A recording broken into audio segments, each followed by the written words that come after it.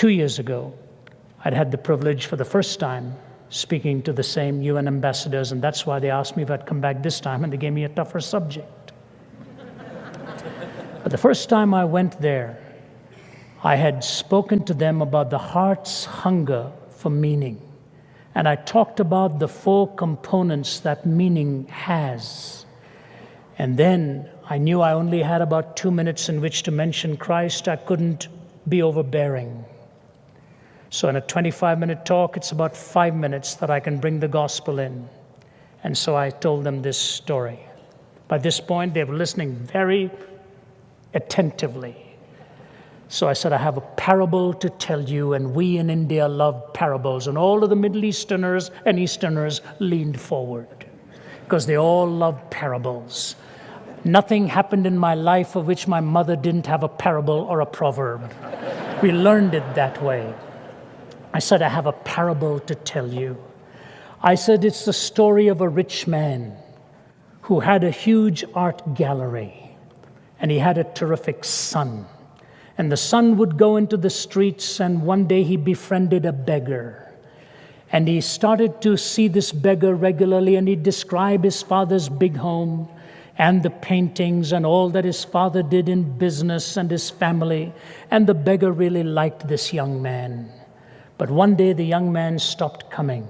2 days, 3 days, and the beggar found out he had very suddenly died.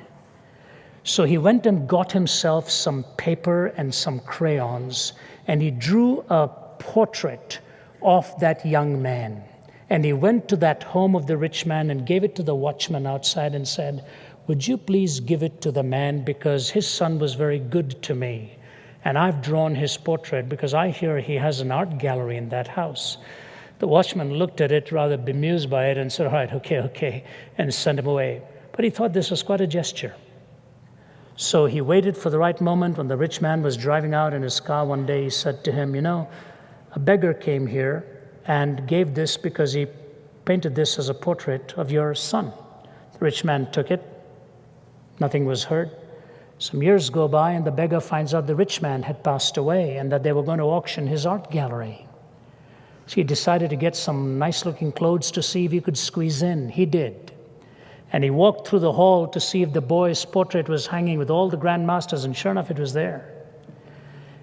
And the auctioneer came, and all these aficionados with their wonderful little lenses and all studying all of this stuff.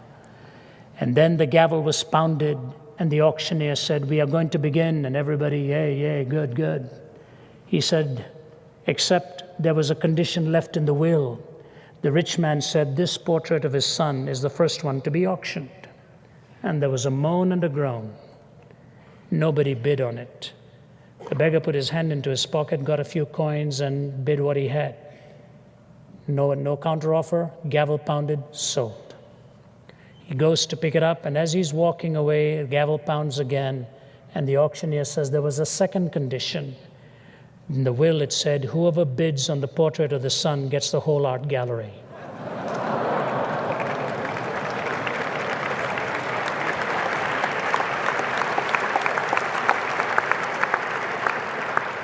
So I said to them, ladies and gentlemen, when you get the Son, you get all of the components of meaning in life.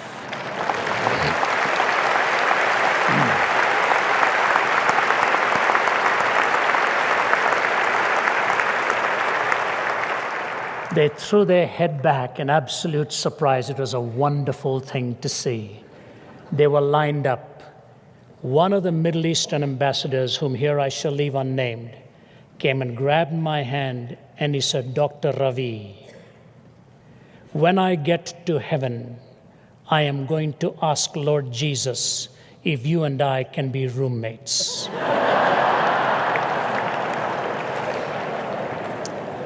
My wife did not like that suggestion. I said to him, sir, when you get to heaven and you see the Lord Jesus Christ, you won't want anyone else for a roommate. He kissed the back of my hand and said, you're right. And he walked away. When you get the Son, you get the way, the truth, and the life. You get all that you need to understand about reality within and without. And that is why in a world right now skidding out of control, in a world where the sounds of weapons are in many parts deafening to the ears of its people, in a world where sexuality is becoming desacralized, where homes are being attacked, where we search and long for something or someone that would provide for us the answers, the Lord Jesus stands tall once again and says to you and to me, "Come unto me, all ye that labor and are heavy laden, and I will give you rest. For I, if I be lifted up, will draw all men unto me. He that has the Son hath life. He that has not the Son has not life, and shall come into condemnation." That's why one of the most sensuous of all men, who died in 1991, I believe, Malcolm Muggeridge, lived so sensually for so long, indulgent, reprobate,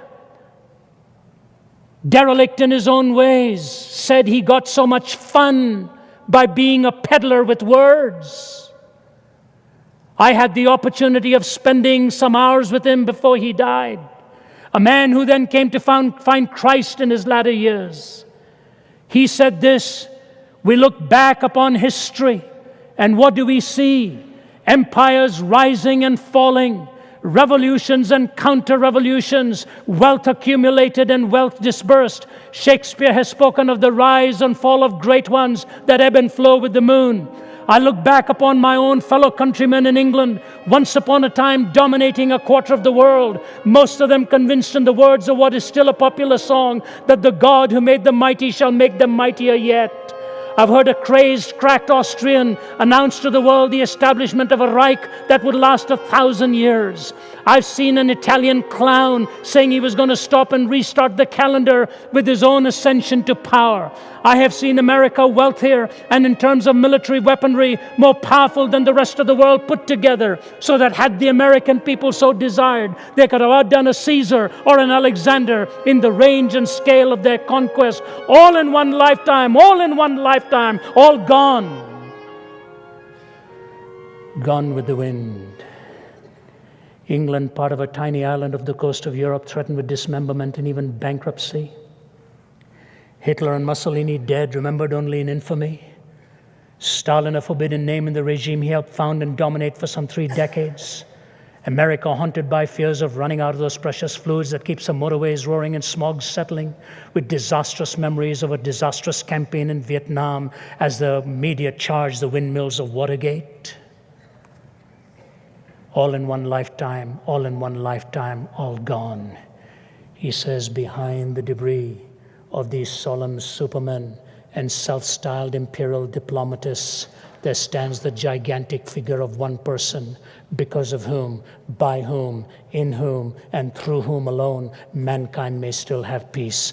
The person of Jesus Christ. That's the Lord I present to you tonight. May you know him, and he will set you free. Thank you, and God bless you.